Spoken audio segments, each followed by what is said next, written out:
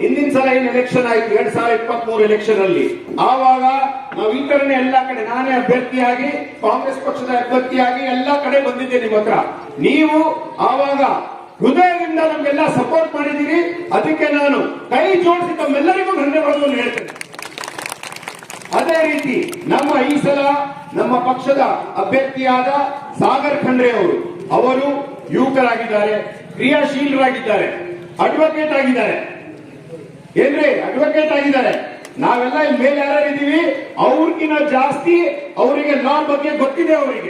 ಅವರು ಡೆಲ್ಲಿಯಲ್ಲಿ ಹೋಗ್ಬಿಟ್ಟು ನಮ್ಮ ಬೀದರ್ ಜಿಲ್ಲೆಯ ಧ್ವನಿ ಆಗ್ತಾರೆ ಅಂತ ನಾನು ಹೇಳಕ್ ಇಚ್ಛೆ ಪಡ್ತೀನಿ. ಅದಕ್ಕಾಗಿ ದಯವಿಟ್ಟು ಸಾಗರ್ ಖಂಡ್ರೆ ಅವರಿಗೆ ವೋಟ್ ಹಾಕಿ. ಮೇ 7ನೇ ತಾರೀಕಿಗೆ ಎಲೆಕ್ಷನ್ ಇದೆ, ಅವತ್ತು ಹೆಚ್ಚಿನ ಸಂಖ್ಯೆಯಲ್ಲಿ ವೋಟ್ ಹಾಕಿ ಗೆಲ್ಲಿಸಬೇಕು ಅಂತ ನಾವೆಲ್ಲರೂ ಇಲ್ಲಿ ಬಂದಿದ್ದೇವೆ. Madina Public School, English Medium with Hifzul Quran. Admissions are open. Sky Sunshine School, Step Towards Better Future. Admissions are open. Noble Public School, admissions are open. 2023ರಲ್ಲಿ ನಮ್ಮ ಸರ್ಕಾರ, ನಮ್ಮ ನಾಯಕರಾದ ಸಿದ್ದರಾಮಯ್ಯ ಅವರು, ಡಿ.ಕೆ. ಶಿವಕುಮಾರ್ ಅವರು, ನಮ್ಮ ರಾಷ್ಟ್ರೀಯ ಅಧ್ಯಕ್ಷರಾದ ಮಲ್ಲಿಕಾರ್ಜುನ್ ಖರ್ಗೆ ಅವರು 5 ಗ್ಯಾರಂಟಿಯನ್ನು ಕೊಟ್ಟಿದ್ರು.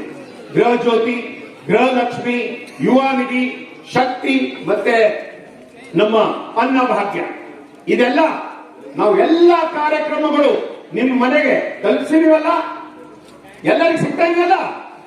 ನಾನೇ ಮನೆಗೆ ಹೋಗಿ ನಾವು ನಮ್ಮ ಬ್ಲಾಕ್ ಅಧ್ಯಕ್ಷರು, ನಮ್ಮೆಲ್ಲ ನಾಯಕರು, ವರ್ಕರ್ಸ್ ಎಲ್ಲರೂ ಮನೆಗೆ ಹೋಗಿ ಗ್ಯಾರಂಟಿ ಕಾರ್ಡ್ ಎಲ್ಲ ಕೊಡ್ತಾ ಇದ್ದೀವಿ. ಎಲ್ಲ ಮನೆಗಳಲ್ಲಿ ಎಲ್ಲ ಮಹಿಳೆಯರು ಬಹಳಷ್ಟು ಸಂತೋಷದಿಂದ ಹೌದಪ್ಪ ನೀವೆಲ್ಲ ಏನೇನು ಹೇಳಿದೀರಿ ಅದು ಮಾಡಿದೀರಿ ಅಂತ ಕೈ ಎತ್ತಿ ಹೇಳ್ತಾ ಇದ್ದಾರೆ ಎಲ್ಲರೂ. ಹೌದಲ್ವಾ? ಎಲ್ಲರೂ ಹೇಳ್ತಾ ಇದ್ದಾರೆ. ಅದಕ್ಕಾಗಿ ಈ ಸಲನೂ ಅಷ್ಟೇ ಈ ಹೊಸ ಏನ್ ನಾವು ಗ್ಯಾರಂಟಿಗಳು ಕೊಡ್ತಾ ಇದ್ದೀವಿ ಅದ್ರ ಬಗ್ಗೆ ಖಂಡ್ರೆ ಸಾಹೇಬರು ಹೇಳ್ತಾರೆ. ಒಂದು ಗ್ಯಾರಂಟಿ ಬಗ್ಗೆ ನಾನು ಹೇಳ್ತೀನಿ. ಮಹಿಳೆಯರೇ, ಏನ್ ನಾವು 2,000 ರೂಪಾಯಿ ಕೊಡ್ತಾ ಇದ್ದೀವಿ, ನಿಮ್ಗೆ 24,000 ರೂಪಾಯಿ ಏನ್ ವರ್ಷಕ್ಕೆ ಕೊಡ್ತಾ ಇದ್ದೀವಿ. ನೀವು ಸಾಗರ್ ಖಂಡ್ರೆಗೆ ನೀವು ವೋಟ್ ಹಾಕಿ ಗೆಲ್ಸಿ ಡೆಲ್ಲಿ ಕಳಿಸಿ ನಮ್ಮ ಸರ್ಕಾರ ಬಂದ್ರೆ ಅದೇ 74,000 1 ಲಕ್ಷ ರೂಪಾಯಿ ಆಗುತ್ತೆ ಅಂತ ಹೇಳಿ.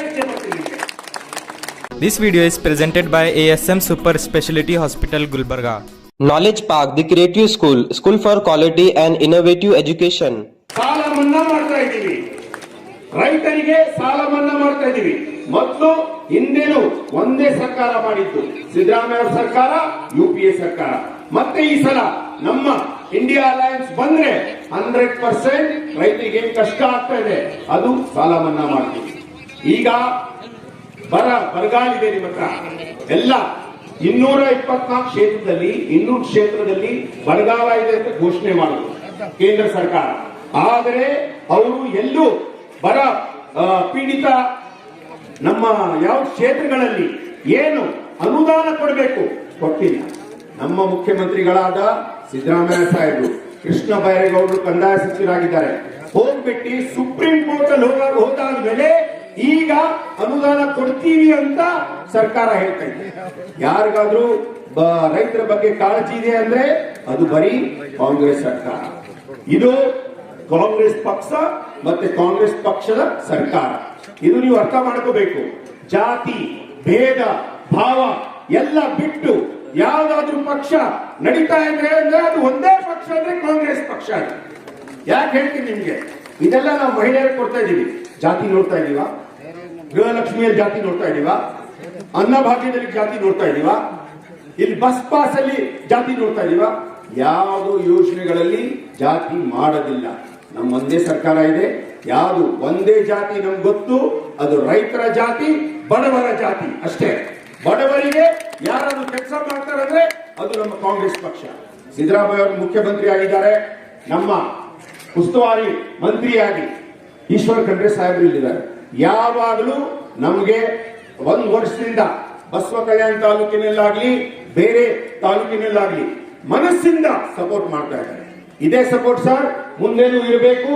ನಾವು 100% ಬಸವ ಕಲ್ಯಾಣದಿಂದ ಹೆಚ್ಚಿನ ಮತದಿಂದ, ಭರ್ಜರಿ ಮತದಿಂದ ಸಾಗರ್ ಖಂಡ್ರೆ ಅವರು ವೋಟ್ ಮಾಡಿ ಗೆಲ್ಸ್ತೀವಿ ಅಂತ ನಾವು ಒಂದು ಪ್ರಮಾಣ ಮಾಡ್ತೀವಿ.